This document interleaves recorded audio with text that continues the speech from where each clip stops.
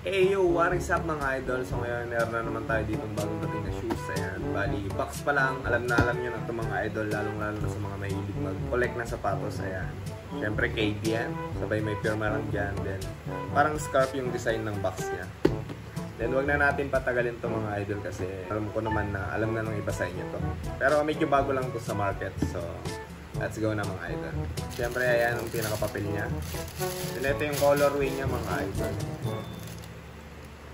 So, buksan na natin. So, mga idol, ito na nga pala yung sapatos na ating re-reviewin. Siyempre, sisimulan agad natin yan dito sa tongue part. Ayan. Pagkakitang-kita na agad natin dyan, bubungad agad sa atin yung KD na logo yan. Meron niyang parang glossy na salamin mga idol. Ayan. Lapit natin. Then, tingnan nyo naman mga idol kung gaano ka-solid yung stitching. Kung gaano kalinis. Then, meron ditong brittle. Ayan, para mas makahinga yung paa natin, mas komportable. Then, syempre, collar lining mga idol. Ayan. One finger. So, lambot para mas talagang komportable. Pagdating naman sa lace, meron tayong plain green. Ayan. Binagay lang sa body ng sapatos. Pagdating sa pump, ayan, green pa rin. At magtungo tayo mga idol dito sa side ng shoes. Ito naman sa Nike swoosh mga idol.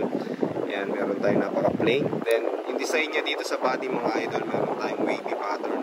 Ayan. Hindi ko lang pa ng pattern yan. Pagdating dito sa midsole, ayan, check nyo yung lambot. Alam nyo naman ng KD16, malambot yung midsole niyan. Sobrang spiky, then lambot sa paa. Then meron lang ditong pattern na nakasulat mga idol sa midsole niya. Yan, easy. Tapos may Nike swoosh lang din. Siyempre, air zoom tayo dyan. Kaya talagang mapagkakatiwalaan. Sobrang linis din ang kita niya sa midsole from body ng sapatos mga idol. Kabilaan yan. Sa kabilang side mga idol, halos same pattern, walang pinagkaiba. Like swoosh, brittle. Pagdating sa likod mga idol, yan, meron lang nakasulat yan na Kevin Durant. Then easy dito, halos same quality pa rin talaga, walang pinagkaiba. Walang palya, yan, sa stitching niya. Sobrang linis, walang kalat. Pati sa dikitan mga idol. Yan.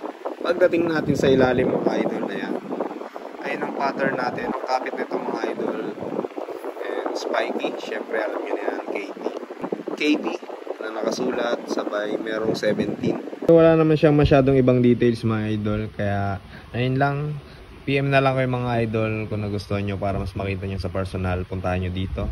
So ayun mga idol, salamat sa panonood nyo. Kung nagustuhan nyo itong sapatos, PM lang kayo sa page din. Kung may hinahanap naman kayong sapatos na hindi nyo alam yung design, wala kayong idea, visit lang kayo sa Gymsole natin sa page mga idol. Meron tayong iba't ibang klaseng posting doon na sapatos mga idol.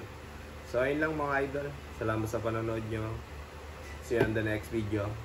Cheers!